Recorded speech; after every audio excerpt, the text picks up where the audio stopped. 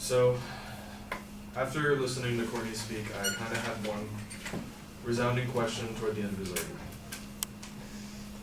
If the job of the police is to protect the citizens, specifically the LAPD protecting the LA citizens, then how come they have more blood on their hands compared to other cities with bigger police forces that overall kill less people per year?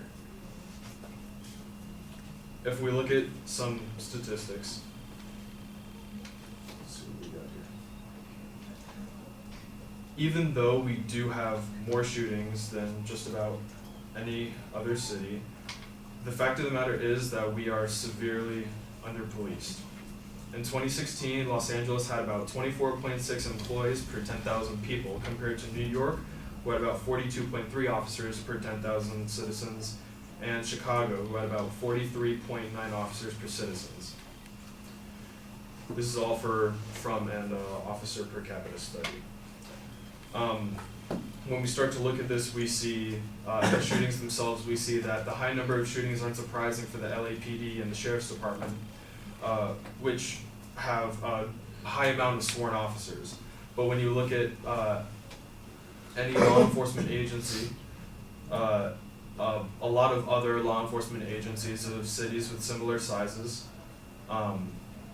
they have more sworn officers in their cities than LA does, yet LA has been leading in the number of killings per year for a couple of years now.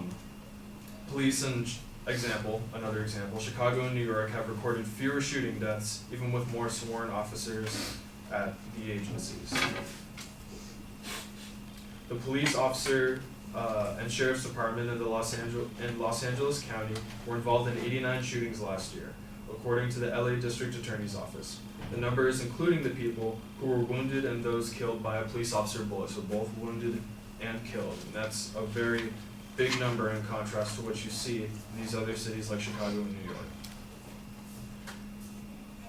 If we start to look at another statistic, California ranks as the number one state out of 50 states and the District of Columbia as the state with the most police-involved shootings. The number of shootings in the Los Angeles public rose 60% from the number in 2015 over the year before, and 10% from the average of the past 4 years, according to a report released Tuesday in a study that was looking at the shootings by the LAPD in 2015. Some of the other points I wanted to raise is that he talks about the LA Times and how they were saying that the police and the LAPD were doing a good job. I don't know if this is getting a little bit too much into cross-examination, but I could think of a few reasons why the LA Times might want to be biased as to why they would want to say that the LA is doing a good job as far as policing.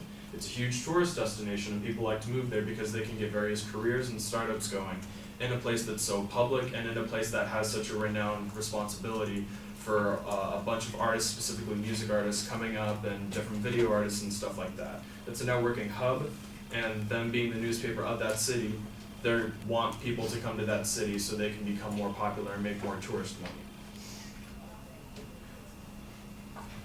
So, some of the other things he talked about was the increase in manpower. Yes, the LAPD has a decrease in manpower.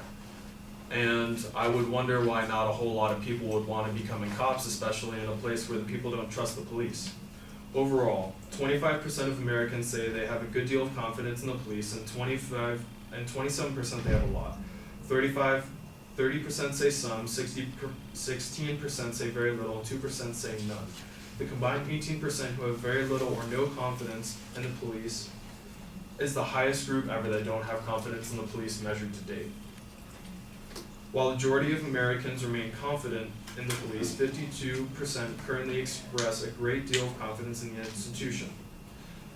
And the flip side of that, that's the flip side of it, is that 52% do not express they express a great deal of a lack of responsibility in the police force, tying with the lowest number that a Gallup study found 22 years ago in 1993.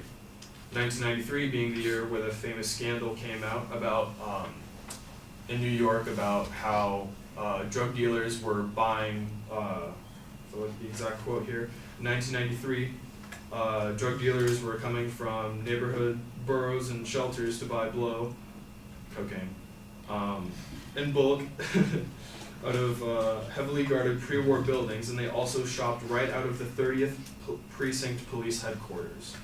So that controversy is kind of aligned with what we're dealing with now. Some of the other things he said is to look for the policies that are already in place yourself. I would like to remind him at this time that this is a policy argument, and if it already worked, then we probably wouldn't be having this discussion. If the police did a good job of reaching out and connecting to these communities, then we probably would have an easier time recognizing them and the general public knowing about them. Instead, we still have such a dissatisfied view of the police in terms of these past years.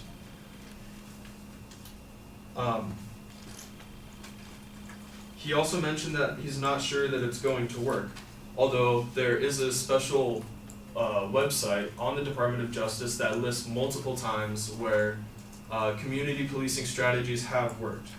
Doing things like in Sacramento, to date, the Intelligence Operations Group has analyzed more than 500,000 individual items of information and many other things. To date, there have been 521 arrests, 561 firearms seized, 7 pounds of cocaine and 5 ounces of heroin, 500 pounds of marijuana, and 10 pounds of methamphetamines found just because of anonymous tips by people in Sacramento that started to alert the police in this whole community policing strategies, because they advertised more that these reports can be announced anonymously without people having to get involved themselves in an issue or being worried to have backtracked. We've seen multiple studies of how these issues in specific can work in this situation. It's more that we need to push these strategies like anonymous calls, which we already have, but other things like beat cops, in order to reduce the problem, which we're already doing. But for now, it's not solving the issue, so we need to do more. Thank you.